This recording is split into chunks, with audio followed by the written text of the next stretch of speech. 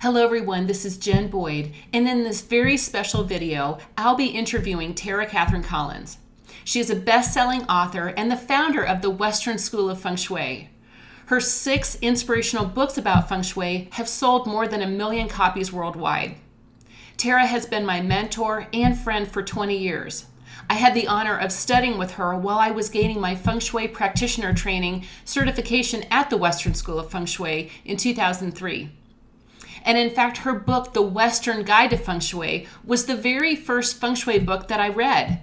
And it was so instrumental in introducing me to the principles of Feng Shui. I am proud and privileged to share this interview with you. I hope you enjoy it as much as I enjoyed this wonderful experience and time with Terah. If you are interested in learning more about Feng Shui, I'd love to invite you to my free Feng Shui Facebook group, Feng Shui for Home, Office, and Well-Being. The link is in the description. And on that note, let's get started. So thank you, Terah, so much for being here. This is Jen Boyd with Elements of Harmony, and today I have one of the most special opportunities in my Feng Shui career. Today I'm interviewing my mentor and guide for 20 years, Terah Kathryn Collins. Terah, thank you so much for being here today. Jen, it is so my pleasure. We get to talk shop. I love talking shop with you and with all the other people that are into Feng Shui. And as you and I were just saying before we started this, how incredible Feng Shui can be for improving our lives. And you've had that experience and I have too. So yay, we get to share it, with more and more people all the time. Yes, this is so incredible. And it's, and it's like, I went to the Western School of Feng Shui in 2003. So it's been almost 20 years. And it's like the changes that I've made in my own personal life and my space. And, I have many, many clients, and it's just so amazing. So I just want to say thank you for starting the school and being just a beacon of light for so many people. Well, it has been my pleasure. It has been my pleasure all along the way. And I am so grateful, so grateful that I've had the chance to share with you and so many others this amazing study of how to work with our environment to improve our lives. And, it becomes almost formulaic. Once you learn the principles, you and we've been applying them for all these years and seeing the results over and over and over again, to the point where we really have a lot of confidence. We know it's going to work. So that's what I wish for everybody. It's sort of like the Feng Shui ideally would be taught to about 3rd grade kids. That's a great idea. And then they could go through the whole rest of their lives with these tools and set up their little places of study and attract their perfect playmates. And I mean, it would be so great, like many other subjects that are currently not in our schools, but would really help if they were. Feng Shui is certainly on that list. I wholeheartedly agree. So let me ask you this. How did you actually get started with Feng Shui? I mean, what inspired you to begin using Feng Shui in your own life? And what year was that? It was about 1990. I moved from Virginia to California. So big shift. And when I did that, in Virginia, I was and always will be a holistic health practitioner. Mm-hmm. So I had been working with bodies, with people, and a holistic model that I specialized in was polarity therapy, which was constantly looking at how the elements were manifesting in a person's body. Okay, great, was fantastic career. And I was tired of doing that by the time I moved to California. It was very physical, as you can imagine. I was standing all day, and I could feel within my own being that it was time for a change. I had just made a 3,000-mile move, and I could feel it was as if I was pregnant with myself.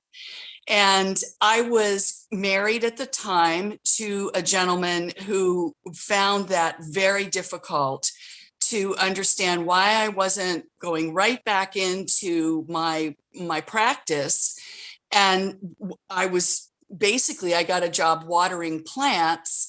And so I could be pregnant with myself and decide what was next. So a conflict began as I entered into this pregnant with myself phase. As that was going along, I was dragged to a lecture on a weirdo subject that I didn't even want to know about. I called it Feng Shui at that point. And the woman who dragged me there said, look, this lecture is being given by an acupuncturist. You come from holistic health background. I have a feeling you're supposed to be there. And so I'm going to drive you there and I'm going to pay, the $10 to sit in a chair and listen to this guy. So I went and I sit down and he starts to talk about Feng Shui from his perspective, where he called houses, buildings, environments, living bodies. They were just as alive. They are just as alive as we are. And when he said environmental body, my entire reality shifted. It was one of those come home to Jesus moments for me. I went, oh my, this is it. This is what I have been waiting for.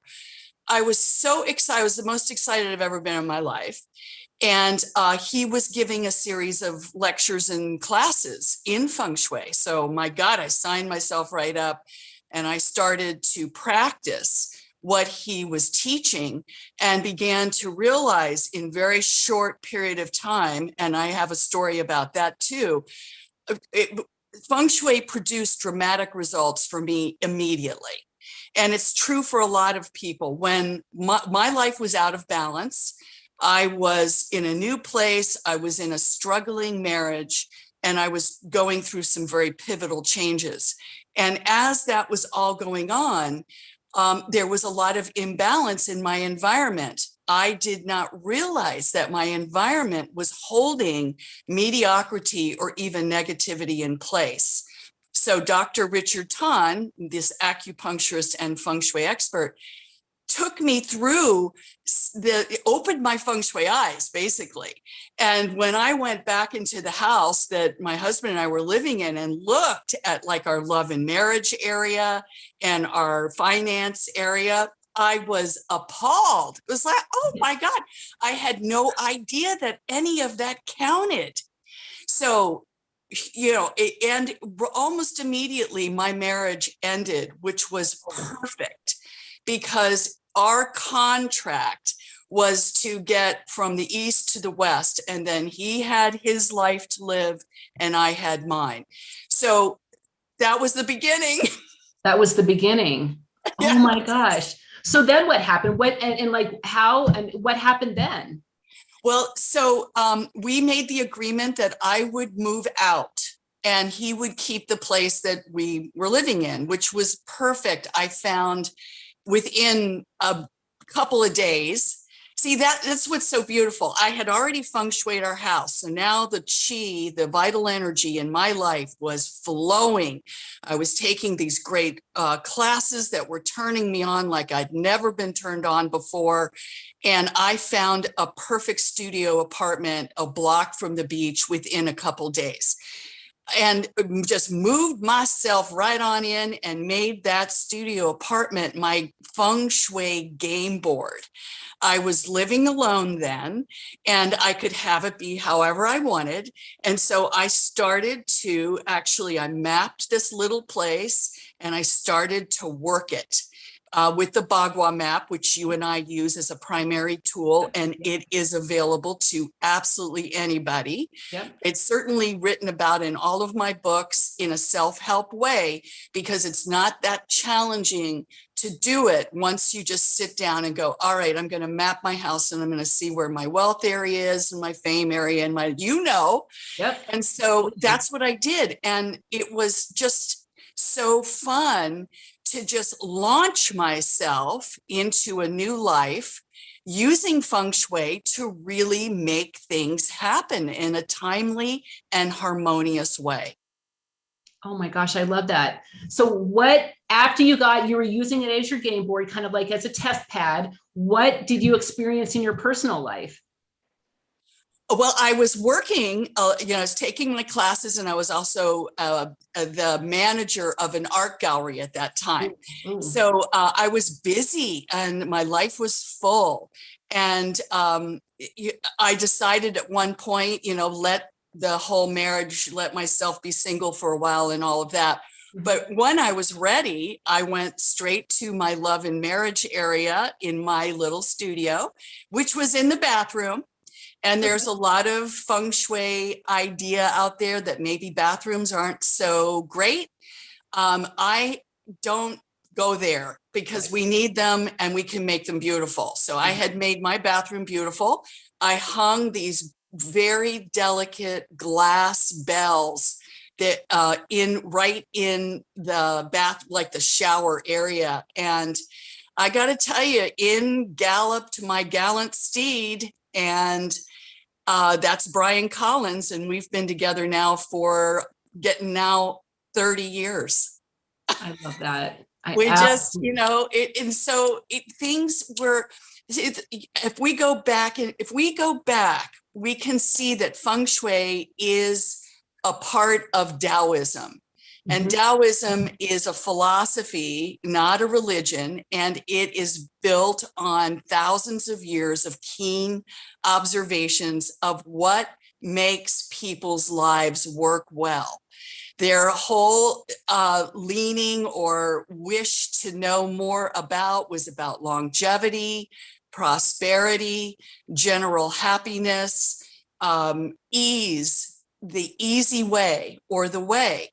So that's what Feng Shui does for all of us, is it creates the way, it moves obstacles out of the way. It brings us into that beautiful place where life isn't going too fast or too slow, just right, opens up the doors to our destinies without anything being in the way to fulfill them.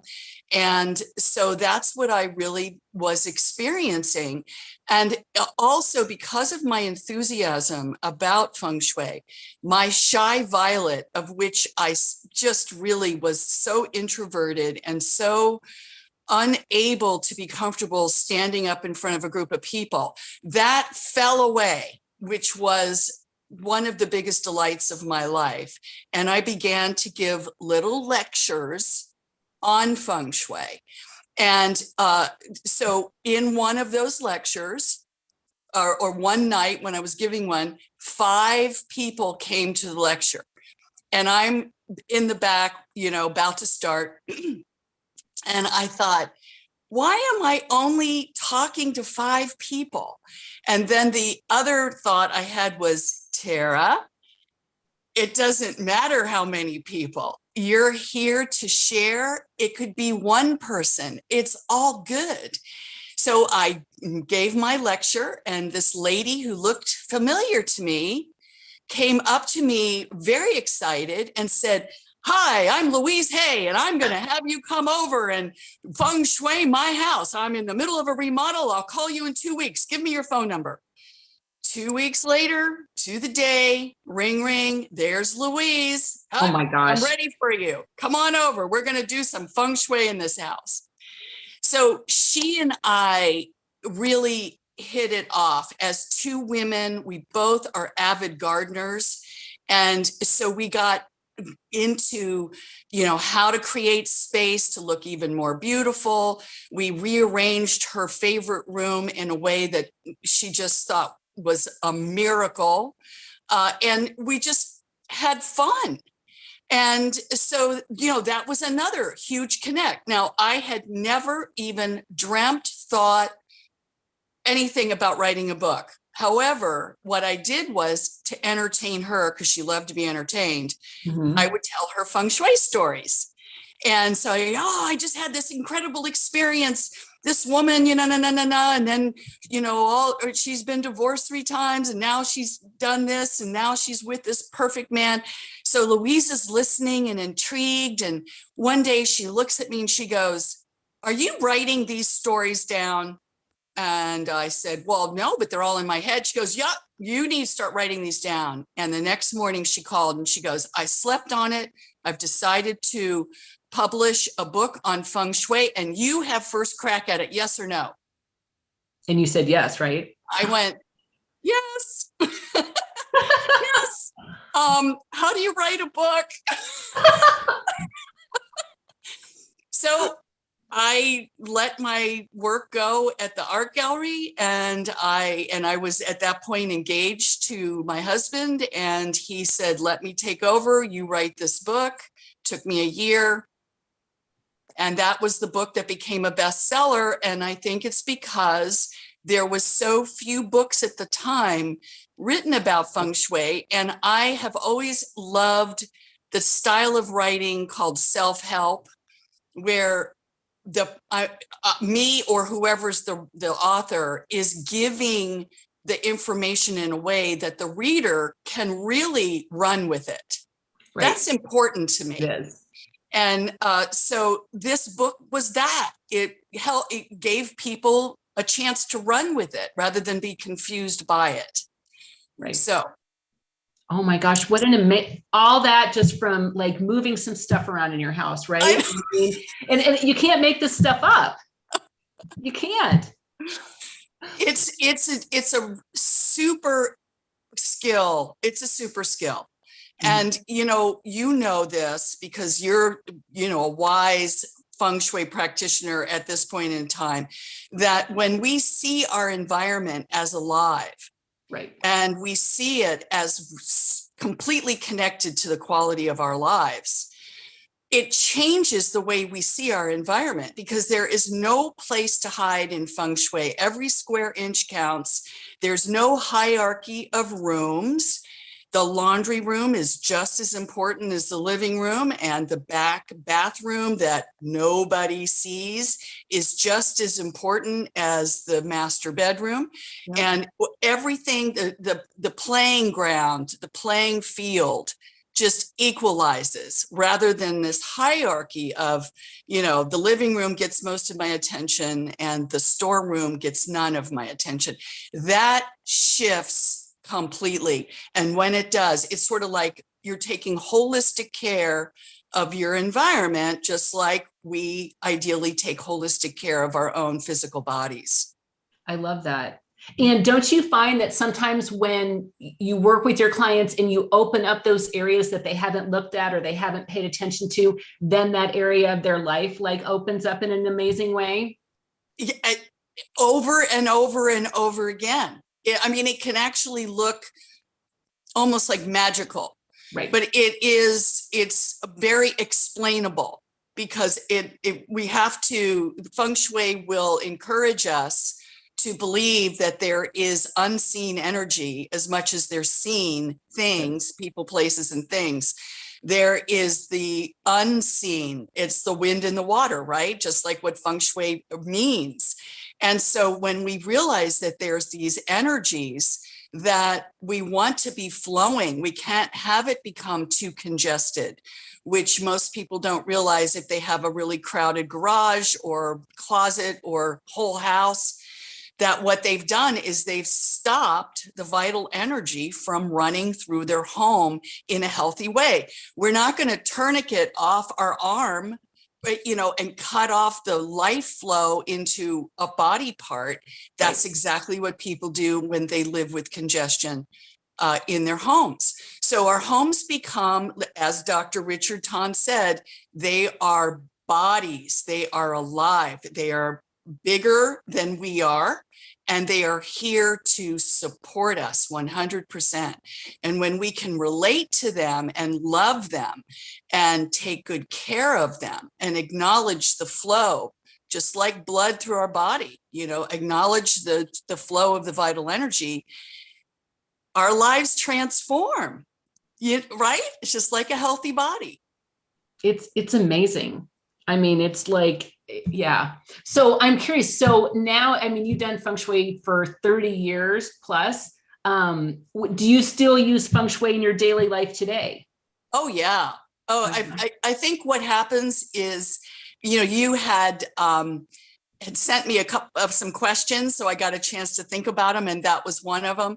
And I thought, it is very integrated into just the way I think and the way I live. Right. So it's very much like any other skill set that we learn, where we get to the point where we're unconsciously competent. So yes, but absolutely, like the first thing I did in the house that we're currently in, it is shaped so that one of the Bagua areas, called Helpful People in Travel, is outside the house, and it's in a lovely garden area. And I went out and I enhanced that with a very large, this could be anything, but for me, it was a very large, like 2-foot crystal. And I just made a beautiful little arrangement out in the garden. And I know that that has fueled this whole new beginning that Brian and I are in right now, where we've moved now to Oregon. So their helpful people are constantly showing up in my life, which then of course tells me that that chi is flowing, not too fast, not too slow, but just right, bringing to me heart-centered, beautiful human beings to do repairs, to cut my hair, to, you know, all the things we need helpful people for. Oh my gosh, I absolutely love that. So, so you still, so it's your lifestyle at this point. It's like, it's what you do. I mean, I think as Feng Shui practitioners, like I can't even imagine not living my life incorporating Feng Shui into the little things and the big things. Absolutely. Absolutely. It is a lifestyle. I like to tell people Feng Shui is not an event. It is a lifestyle. And these key ideas that really help us so much, like there's no place to hide in Feng Shui. So don't think that that one closet that confuses you, overwhelms you, or irritates you. In fact, let's talk about that for a minute. Our nervous systems are perfect Feng Shui diagnostic tools. Anytime I'm in my environment anywhere and I feel overwhelmed, confused, or irritated, that is my nervous system saying there needs to be some clearing and cleaning and conscious making in this space. And it will come, you know, a garage. Garages are staging areas. And I can't leave it for too long or it becomes chaotic. When it becomes chaotic, I feel irritation. So that's my signal. We're not on the planet to feel irritated, confused, or overwhelmed much of the time. We're here to feel joy, love, enthusiasm, a pull to the next glorious thing, whatever that is. That's what we're here to do and here to feel and how to be. So when things start to bring us down and make us unhappy and irritate us, and that we know that our Feng Shui is off. That's it. That's a good time to like recalibrate. Yes. Yes. Good word. Yes. Yep. So you know, if we're looking back 20, 30 years, what was it that inspired? Okay, so you were writing the book, you were friends with Louise Hay. What an amazing contact. I mean, just an amazing person on the planet. But what inspired you to actually start the Western School of Feng Shui? You know, though, the Western School of Feng Shui was born out of the enthusiastic response that came from my first book, The Western Guide to Feng Shui.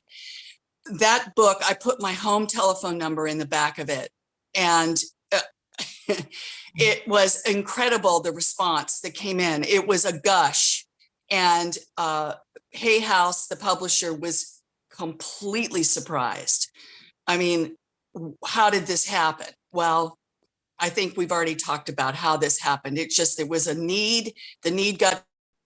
So the Western school was, I had already been an educator in my holistic time, my career doing that. So I sat down and basically wrote a practitioner training to meet the need, because what I felt was happening was the book was fine to teach somebody on a casual basis to do their own home and start to live into the basic principles. However, to be a practitioner, a professional going into other people's homes and helping for them to open their feng shui eyes, it needed several deeper levels and layers written in about the 5 elements, about the chi enhancements, about the whole attitude and philosophy. So that was my next job. And then we, just started it, and people signed up right away. And we just started to have one group after another come through. I taught it all when we first started. It was a 1-week course. So for 7 straight days, I got to be the one to teach it. As it evolved, more people arrived who were also excellent teachers. And so we were able to spot each other, nobody getting too tired. And we now have about 1,000 graduates of the Essential Feng Shui Practitioner program. People receive a certificate of achievement when they have completed it and done their final projects, which is like a practical final exam. I remember doing mine. Several thousand others that have gone through, but just didn't want to do that end piece to become officially certified, which is great. It's like whatever people want to do, I just want the word to be out there. Me too. Me too. So how many years has the Western School been around now? It was, we founded it in 1996. So 25 years. Oh my gosh. Congratulations. How does that feel? Well, 25 years. It feels great. And Jen, I'll tell you why it feels so great is because after 25 years, I have molded, sculpted, sanded, polished, and brought it into a form that really, really works, not only for me, but for students. Now it's a combined course between doing online lectures and live mentoring and coaching with me. So it's perfect. I get to, have these deep and amazing conversations with the people who are so turned on to feng shui, and they go and they listen to the basic lectures that I now do not need to give over and over and over again. So it's sweet. I'm not overworked. For a while I was overworked, and I'll be the first to admit it. There's just so much to do. I also wrote 5 more books. I mean, it goes on and on. So I needed to balance my own creation. And that has been a very maturing sequence of experiences. I am thrilled and delighted to say that it is now in a very sweet spot, and I'm grateful every day. Isn't that great? And with online, because I know I've moved my program to an online program rather than trying to go to people, and it's better because they get more. You know what I mean? Yes. It's like they can learn more, they can be with you longer, and it's rather than, I mean, I'm sure you remember like many years back going to a house for a couple hours. Yes. And it's like you get a snapshot of what's happening then, but like we were just talking about, feng shui is not a one-time event. It's like an ongoing thing. So, how do you keep helping your clients through all that stuff through life?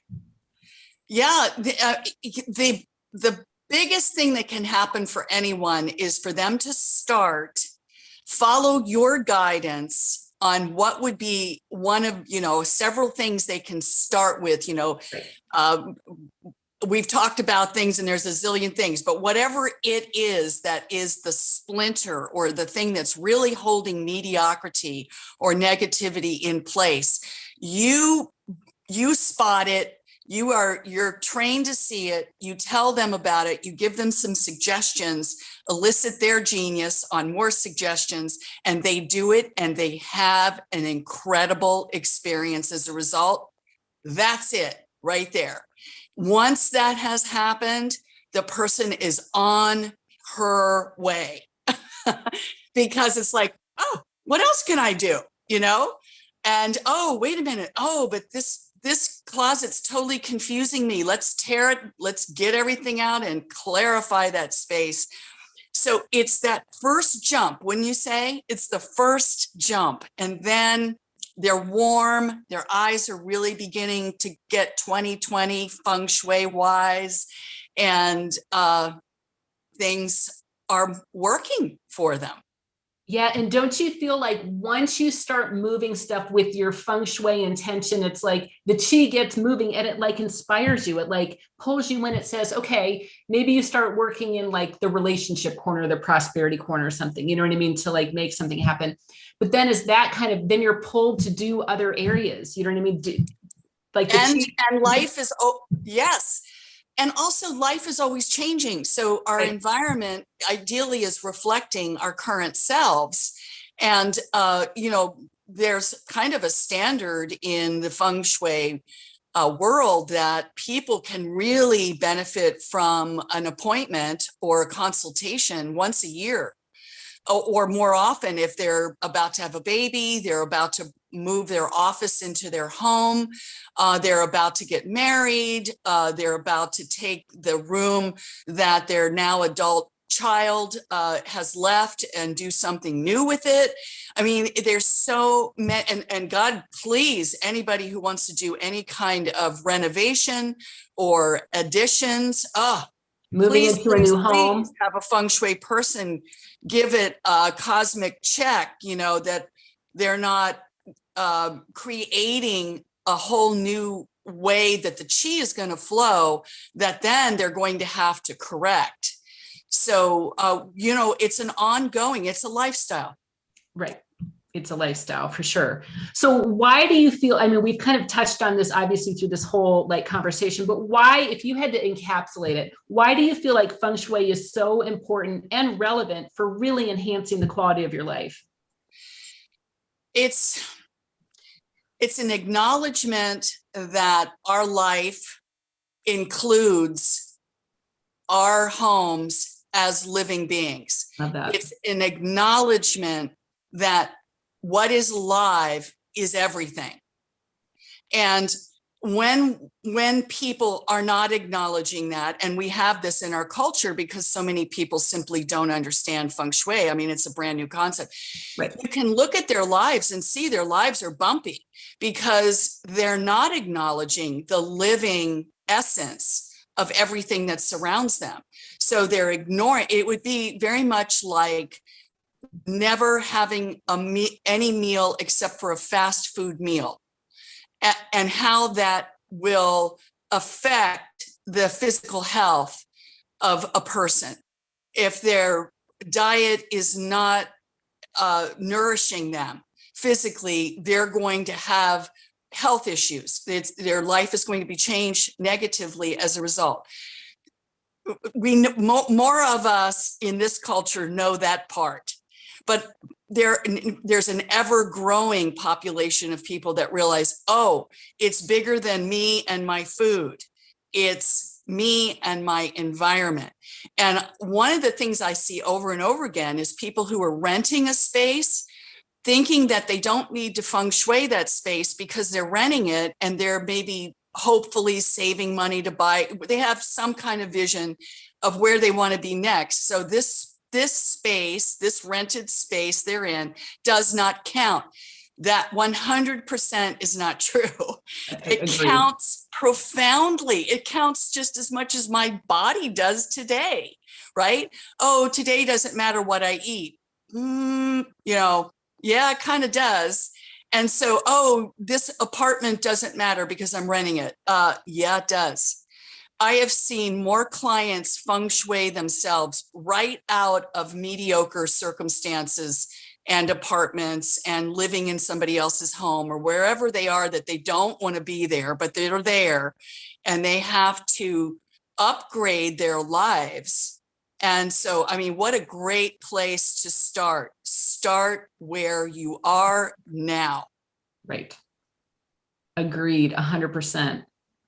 Yeah, because it's not like waiting until you get, it's like you can use the place that you're in right now to set those intentions to help you create what you do want. Absolutely. Absolutely. And what is so beautiful is that once we understand how to see our environment as a living being, an environmental body, once we see that, it's actually really fun It is. to bring feng shui into every room. I mean, it's a joyful act. It's joy. It's not, okay, well, maybe if we have a garage that's filled to the brim with 25 years of stuff, okay, all right, maybe there is some hard work involved, but man, we'll guide you through that process. It's only going to happen once. You're going to feel so much better once you have acknowledged the fact that it's been annoying you for all this time, and just get to it, break it down, let it go. The transformation that will be felt in life is astonishing. Astonishing. Yeah. Yeah, it's amazing. I love all that.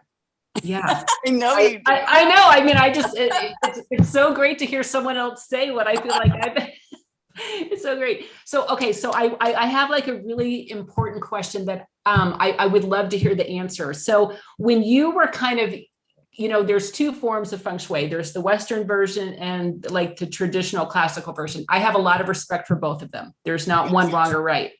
And I think that there's like beautiful things with both.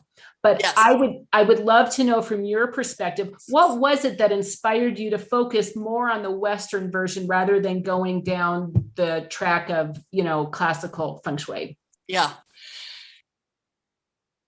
For me, I'm super practical, just as part of my nature. And as I was studying with Richard Tan, I began to realize that there was like a skill set that was easily translated over to Western culture. That the Bagua map, the 5 elements, the chi flow variations, all understandable and easy to digest for Westerners, and brings or produces great, if not profound, results.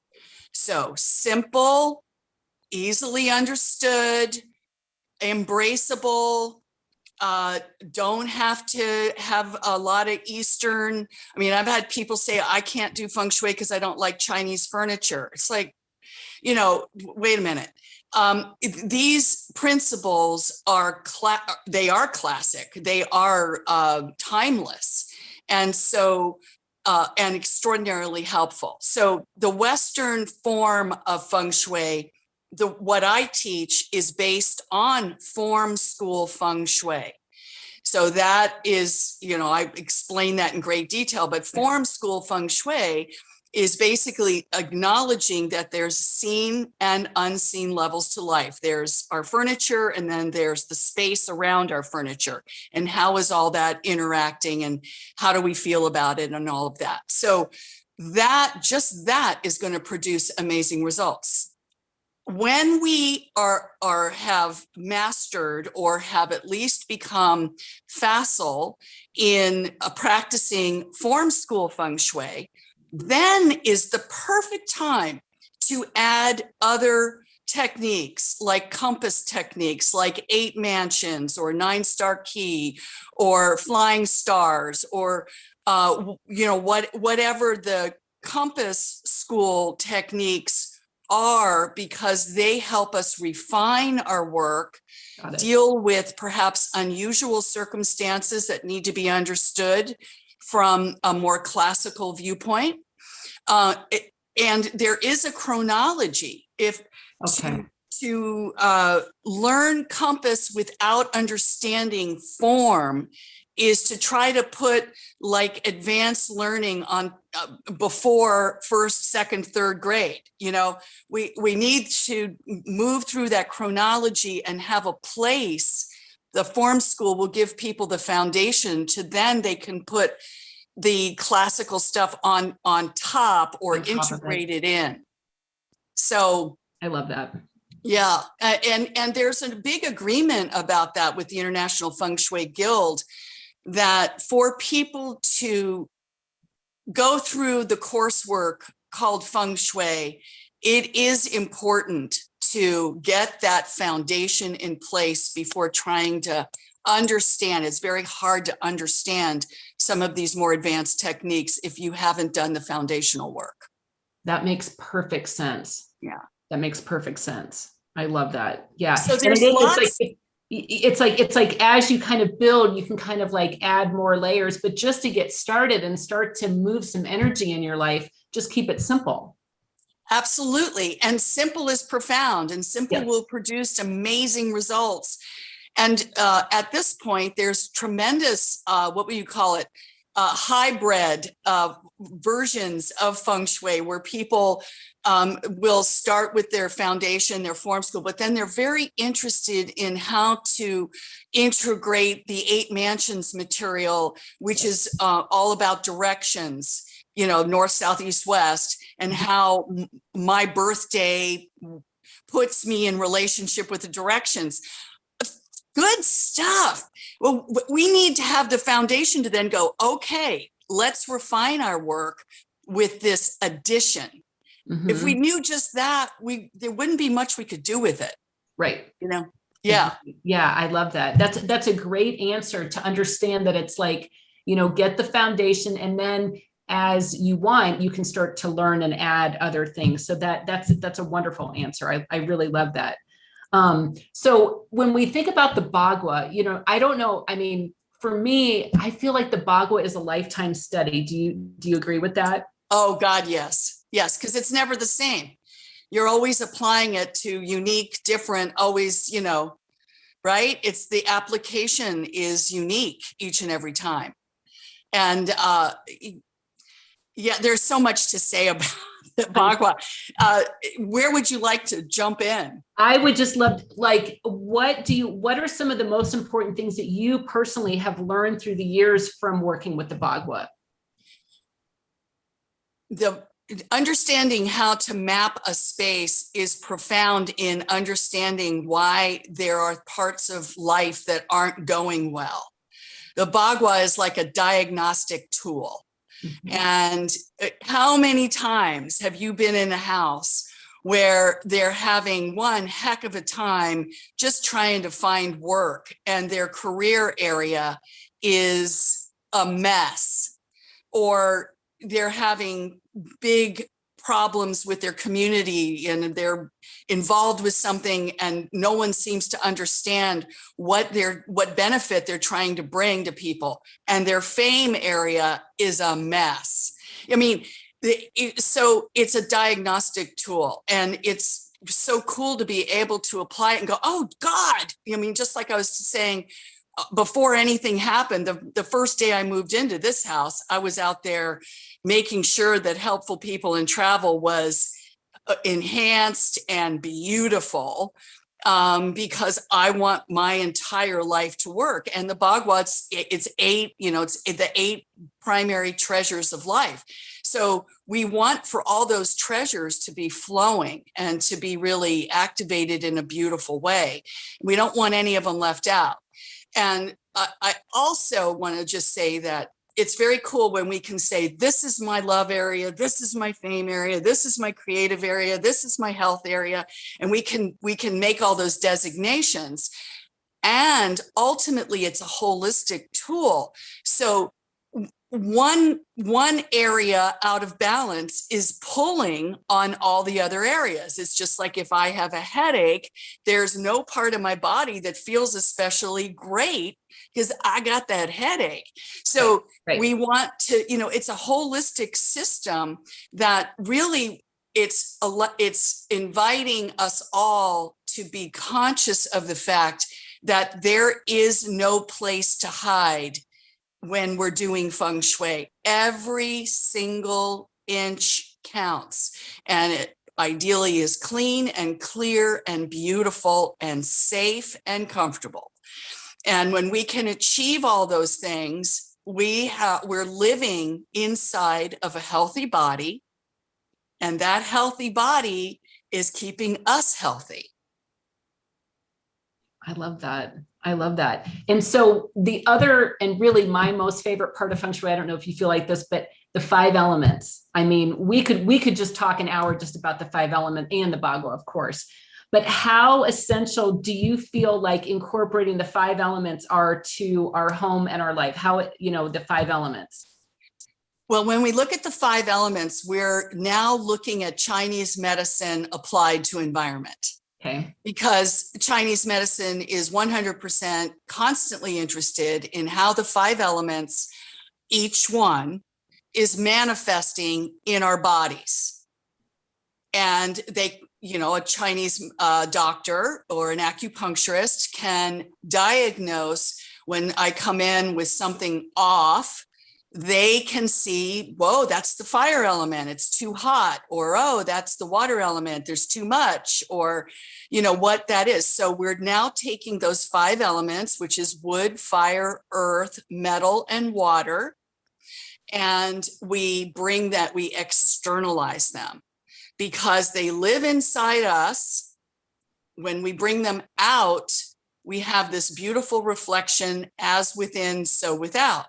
So when somebody, for instance, classic to this culture is someone who works, say, 40 hours a week in a white office at a white desk, sitting in a gray chair, looking at a monitor all day with a lot of glaring light, white light overhead. Okay, that is hard because that environment is just primarily symbolizing the metal element.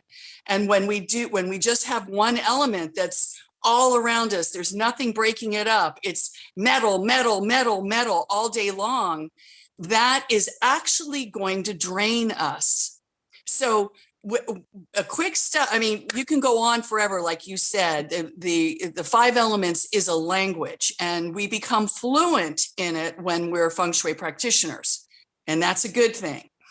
However, people don't need to be fluent in it. They just need to understand what, like fire, what represents the elements of fire and earth and metal and water and wood, and then make sure that they have that around them somewhere. They might have a beautiful painting that has all 5 elements represented in shape and color, or they may make a beautiful arrangement in their foyer and they go, oh, well, gosh, the way I have that right now, it's just a lamp.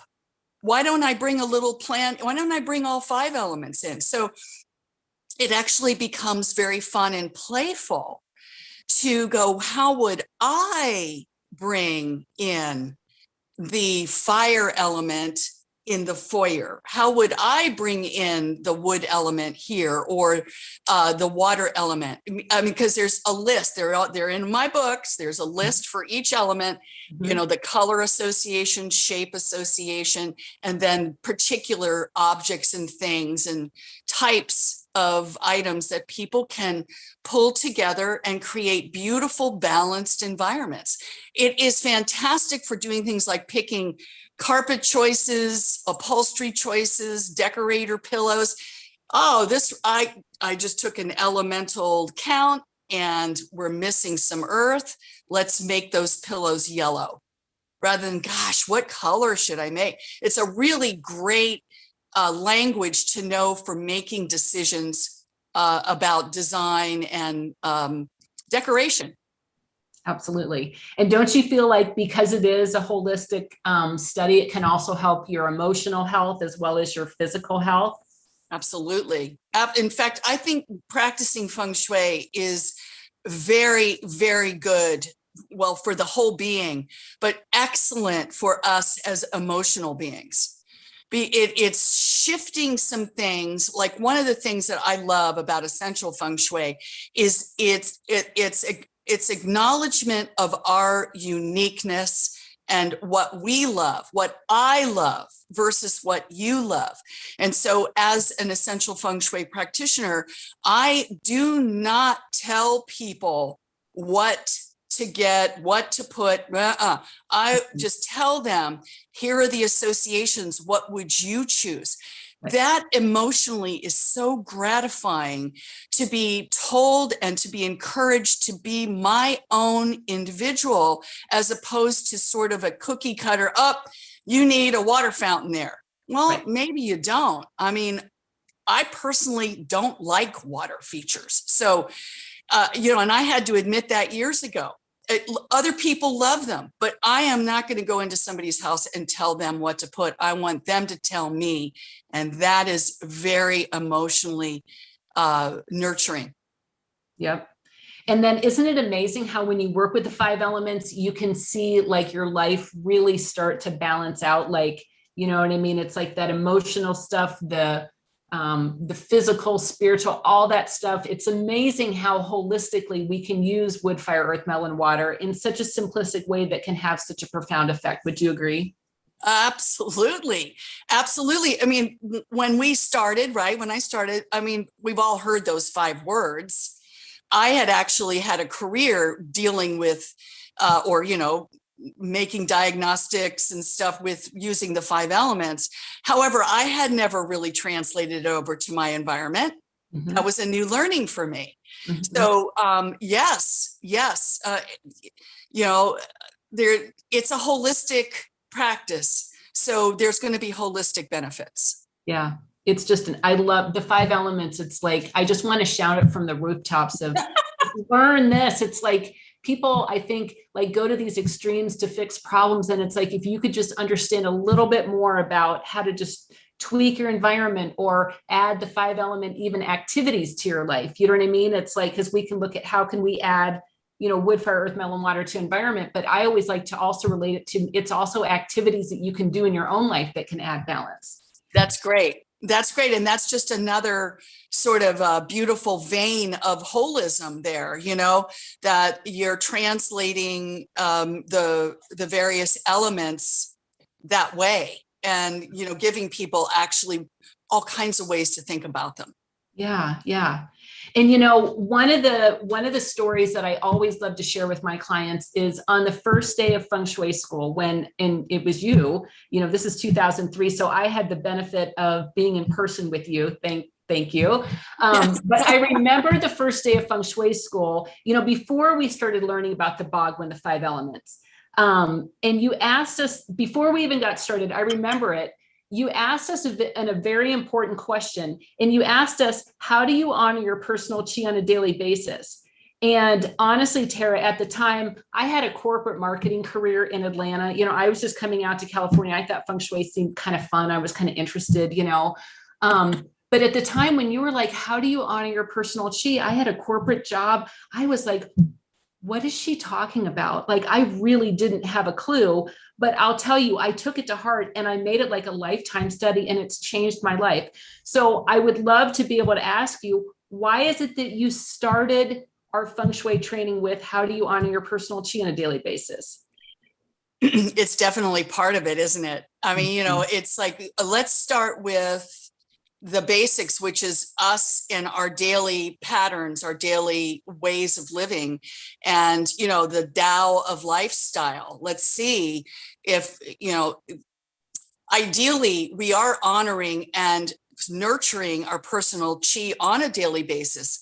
Culturally, many of us have been taught to not pay any attention to that whatsoever, that it's all go, go, go, and real quick, and work, work, work. And there is no happiness in an imbalanced lifestyle.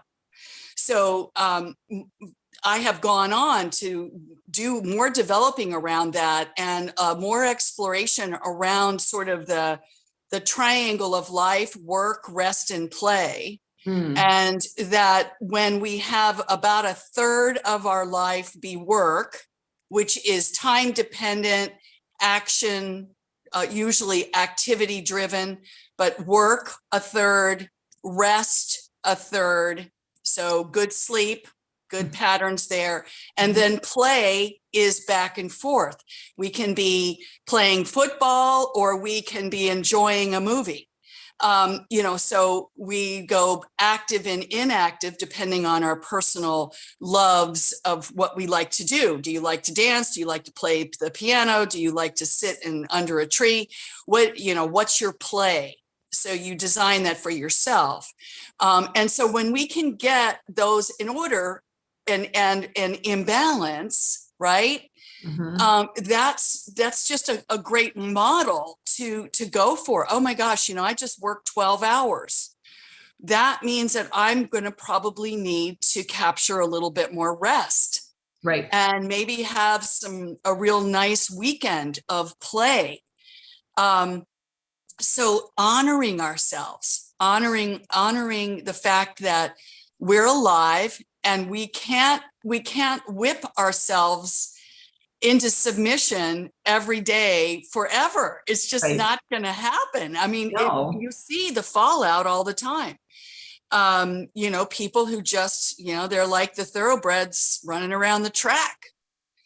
They're not going to make it if they keep doing that too much.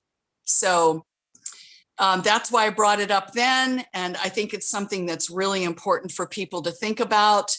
Safety, comfort, and beauty. There's all these triangles of archetypal triangles of, we want to have our house be comfortable, safe, and beautiful. We don't want to leave any of those out. And of course, Feng Shui is constantly, because our eyes are trained, we're finding all the unsafe stuff in people's houses that nobody has even acknowledged, the really sharp corner on the dining room table. Okay, it's not honoring ourselves to have things in our house that hurt us.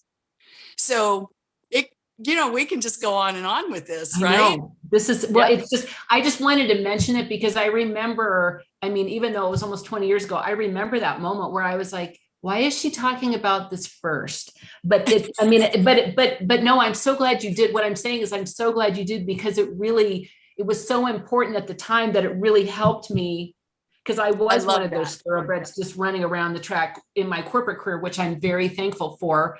But it was like, I knew when I started Feng Shui that I needed something else. Something wasn't quite right. And Feng Shui, I found Feng Shui, like my mom was reading these Feng Shui books and I was like, what are you reading? And she's like, oh, I'm reading about Feng Shui. And I was like, Feng what? Like, what do you do?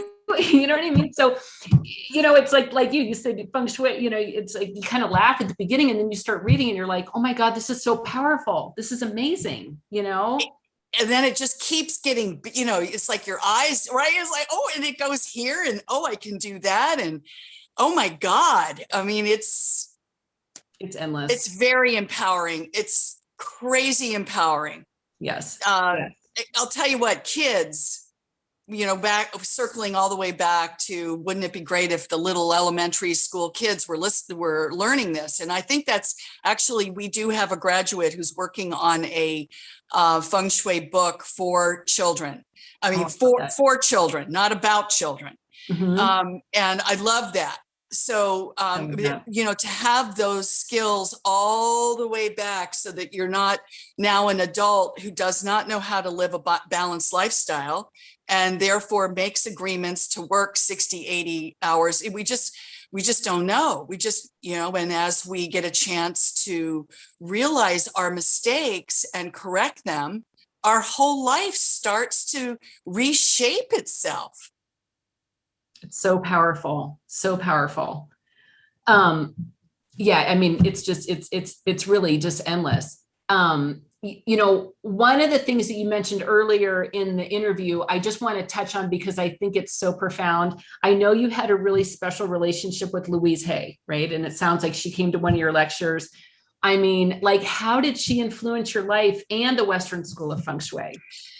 Well, she loved. I know she has passed on, and I think of her in the present tense. So I'm going to talk about her as if she is present tense, because she's definitely lives in my heart. And she loves Feng Shui. So she came and sat through several of the practitioners. She had carte blanche And, she knew what the chronology was. She knew that I was an unknown, that I'd never thought to write a book, that I wrote this book, that out of the blue, it becomes a bestseller, that because of that, then I wrote this training. So she's watching all this and being excited about it. She just ate it up. And I'll tell you, she is a very strong personality, very, and so she's like had the Zen stick, and she would do these course corrections for me. Tell one little story. I was giving a lecture at an art gallery on Feng Shui that was free to the public. There were about 50 people that came. So the place is full. And I launch into my lecture. And it's a very basic general lecture because it's free to the public. And a man in the back, about 10 minutes in, raises his hand. And I am green as grass as a public speaker at that time. So what do? I go, yes. And he stands up and says, "This is not telling me anything. I am so disappointed in this lecture." And I am stunned that this is happening. And there is a man that's sitting closer to me in the front, and he turns around and he goes, "This is for the public. Just sit down. What is wrong with you?" And I say to the guy, "Hey, you're welcome to leave, and you're welcome to stay. And I'd love to hear at the end, if you choose to stay, whether in fact you did learn something," right?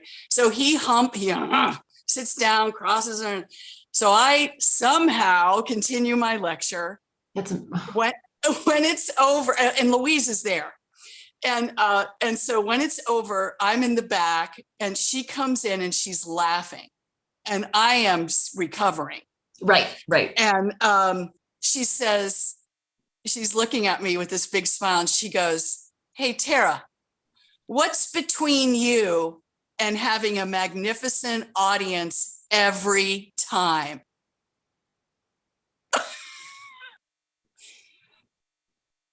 I went, "I don't know, but I'm going to find out, and I'm not going to have that happen again." And she goes, "Yeah, you get to know. You get to know that every single client, every single student, every single person in the audience, they're all magnificent because that's what you are choosing in your life." So I recover, I go out, the guy's gone. A week later at the art gallery, I receive a piece of mail, and it's him, a beautiful letter of apology. That he had, in fact, felt embarrassed that he did that. He had left right after, but he had learned some things, and I thought, well, there it is. There's the magnificence now showing up. And I was grateful for that. But that's how she, boom, like Zen stick mama. And anytime she would kind of see something, and in her own life too, she would on a regular basis, she's globally busy, right? She took a day on a regular basis where she never got out of bed. She had a personal assistant, and they would know in advance. She'd go, "Next Tuesday, I'm staying in bed for the day. That's it. I'm reading books. I'm having tea." She'd have it all arranged, and she'd just lounge. She did that at least one day a month. And, plus she's having a lot of rest like we all do during the night and stuff, but she would take a whole day just to do that. And so she lived a very active, but also a balanced lifestyle because she insisted on it. That's incredible. We could probably all learn from that. I'm thinking, oh man, I need to write that into the calendar, right? A whole day?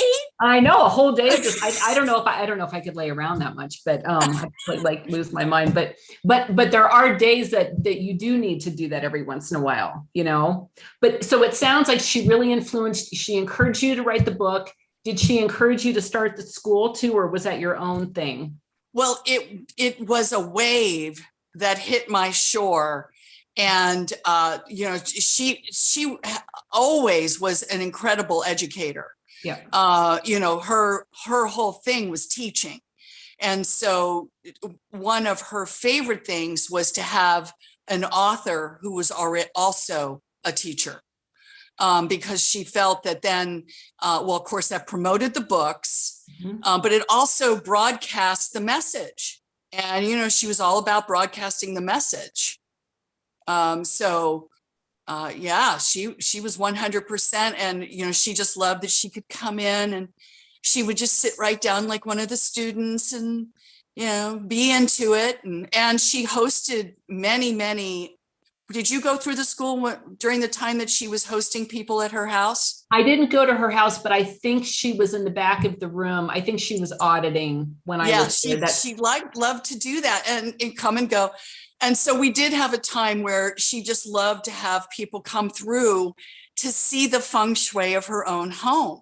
Oh, I wish I could have seen that. And of course, her home was palatial, is stunning, and extremely conscious. She was definitely a beautiful example of good feng shui. Oh my God, I love that. And it's so great that she worked it into her life and her design and, of course, promoted you and your book. And the two of you together really helped catapult feng shui to be mainstream. Yeah, I may that be true. Absolutely. And yeah, she has played a part in many people's lives. Not only the authors that she brought in, but also, all of her audiences and all of her incredible work, which, her work is based on profound simplicity, right? I am safe, all is well. Bringing it down to the essence of the essence of the essence. That's another reason why I think she really enjoyed and personally liked feng shui, was it's like an environmental match to her work. And all of us, most of us anyway, use her affirmational cards as enhancements around. We had one wonderful student who lived in the Bronx, and she had very small amount of money at the time.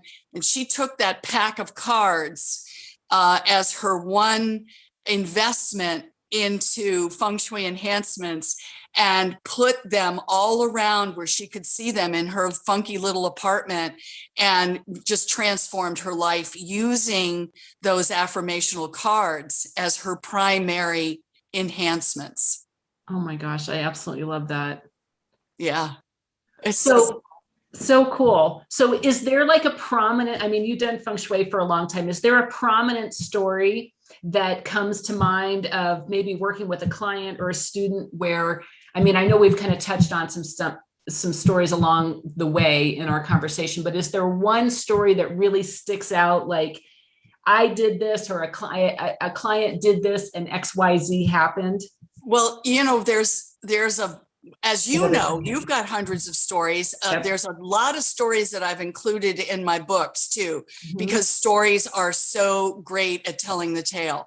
Right. But, you had given me this question to think about. And here's the thing that keeps coming up for me. I did not do this, but our teacher, Becky Ayat, this is her story. And so she's in a house of a young couple who would love to get pregnant, and they are just not getting pregnant. And in the house, in the dining room, one of the decorations was a wall with a fair amount, let's say 24 cups, urns, things hanging on their handles. And she looks at that and she says, "Those are all empty. And you are empty.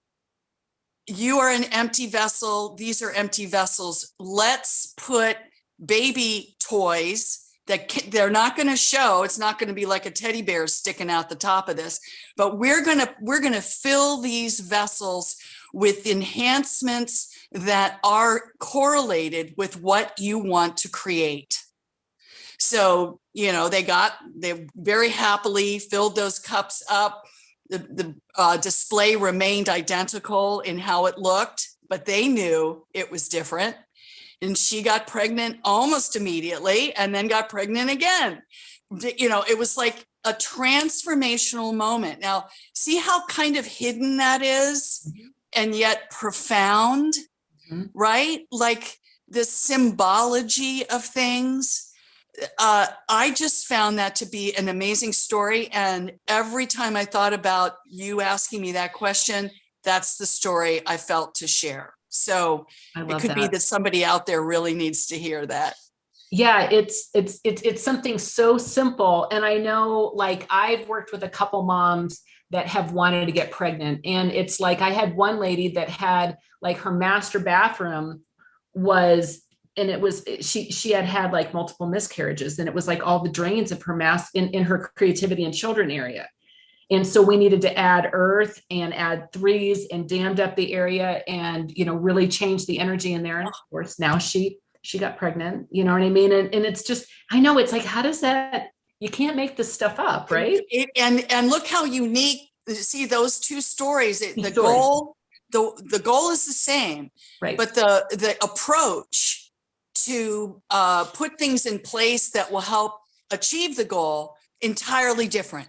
Exactly. It depends on the space and the people and what's going on. Yes, exactly. And to be eating breakfast, lunch, and dinner, looking at all these empty vessels. Interesting, right? We can go on and on. People who are trying to lose weight, look around, see what is around you that might be holding in place a sense of being overweight. Whatever our goals are, we just look around to say, what's not holding that in place?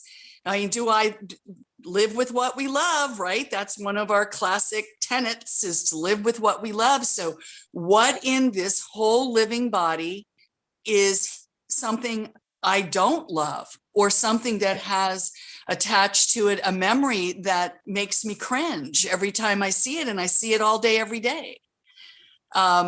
People have these huge ahas. They will run across the room and whip a piece of art off the wall, like it's an emergency situation, just because they've suddenly had an aha. I don't like that. And there it's been, holding a certain energetic in place that's not helpful. Right. It's incredible, and just understanding like how powerful your environment is. So one last question, and by the way, I've just loved this time with you, Terah. I mean, it's just so amazing. So yeah. So one piece of advice, and we'll kind of wrap up this conversation. What is your best piece of advice for anyone just getting started with Feng Shui? You know what I mean? Maybe they've read a couple books or watched a couple videos. What's one piece of advice that you would love to share? And again, there's so many, right? I know. However, I know that what's going to happen is people who have felt the pull to learn more about Feng Shui will have all sorts of ways to do so. Right. So let's go back to your question. One of the most important things, I think, is the threshold, the front door of a person's home, because that is the primary entrance of vital energy into the house. And it is the place of first impressions. It's so how is it? Is it full of toys, shoes? Is it crowded? Is it dark? Are there plants growing on either side of the entrance as you're coming toward it that are overgrown, have stickers? What is preventing vital energy from freely and magnificently flowing into our homes? And so we look to see, we need to clear stuff a lot of times and then make it beautiful, safe, comfortable, and beautiful. And a lot of times that means editing what's there rather than adding more, editing what's there, because most people's foyers and front entrance areas are cluttered. And that is just going to keep their lives from not flowing in an ideal way. So starting with the front door. I mean, if you can starting with the front door. Starting with the front door. And, then learn the Bagua. And if your house is any shape besides a square or a rectangle, if it's an L, an S, a T, it's got a piece that's missing, that it's another shape besides a rectangle or a square, find out what the Bagua wants to inform you about. Use it as a diagnostic tool and get that part, which counts just as much as the part that's indoors, get that enhanced in any number of ways. And Jen, you're really good at helping people with that. I hope so. Well, I had you as my teacher. So that's it. I know. And it's just so fun. It's just like I think people are like, how do I get started? And it's like, am I going to mess it up? And I always tell people, and I hope you agree with me, I always say, you can't mess it up. If you're setting an intention with love and with positivity, if you put you can't set an intention, you're not going to mess it up. Would you agree with that? Yes. And I think what you're also saying is, with your intention, you, oh client, are waking up to the fact that your environment is alive. You are creating relationship with your environment. And when you are honoring it and creating relationship with it and putting together things that make your heart sing, little arrangements or, changing out the furniture so that it's in scale now versus overscaled, whatever it is, you're doing that because you're in relationship now more than you've ever been before with this living environmental body that is called your home or your workplace. Right. And so that's, that is the juice, right? And then it's almost like, well, have at it, enjoy, put something there you love. I mean, that's an easy to put whatever you're talking about. I've had a client where when I shared with her, it's ideal to live with what you love. And she looked around and the color drained out of her face. And she looked around and she goes, I don't love anything in here. Oh, I don't love anything. And I've, little tears. It's like, okay, all right, good to know. Now, let's start by bringing one thing into your environment that you do love. A favorite book, a vase of flowers, an affirmational card, anything that you love, and let's place it so that's the first thing you see when you come in the room. And as you shift your energy by having something you love in the room is going to start to change. I don't mean that you have to take everything to charity today, but watch what happens because new stuff is going to start to manifest that you do love and just let it unfold. So there's no rush. And like you said, you can't do it wrong. And especially with essential feng shui, your uniqueness is prized. Your uniqueness is you. So that's why we don't choose enhancements for you. And that's going to develop this whole new beautiful side of self. And as we were saying before, very, very nurturing to the heart to express our own unique selves. That's beautiful. I love that. So look at your front door, live with what you love, find your own unique style, start learning a little bit about the Bagua, and just get started and understand that your space is an alive thing. That what I always like to say to my clients is make friends with the energy in the space. There you go. That's a great way to say it. Yes, make friends, make love to it. Be in intimate, loving relationship with your house, just like the relationship you would like to have with your partner, your love partner, or, with your children, where the heart is opened because there is a loving exchange. That's the exact same feeling we want to have about when we walk in our homes, like, oh, God, I love this place. You know, opens your heart.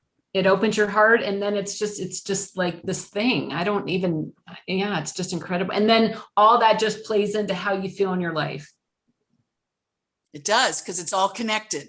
It's all, Everything's connected. And that's what the new learning is for people, is they don't realize the quality of their life is connected to their environment. so powerful. Yeah. We could go on forever. I mean, it's so much fun, and it's just such a joy to connect with you, Terah. Thank you so much. Jen, it's my pleasure. I am thrilled that you have embraced this and it has become your own, and you are teaching it and you're helping so many other people. You know, there's a big world out there, and the more people within our world that understand these principles, really the more harmonious our world will become. You know, we're kind of creating harmony and peace, one home, one workplace at a time. Yep. And it's noble work.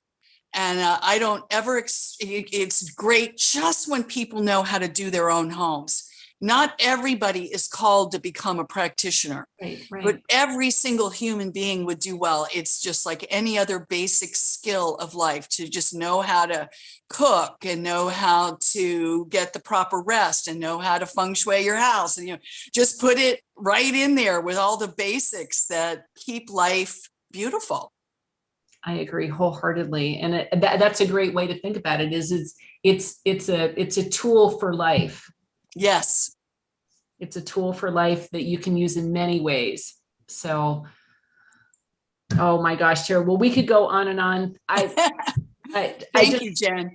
Thank you for, again, thank you for having the Western School in 25 years and thousands of students later. And, someone like me that's taken it, and now I get to pass on your lineage and your teaching.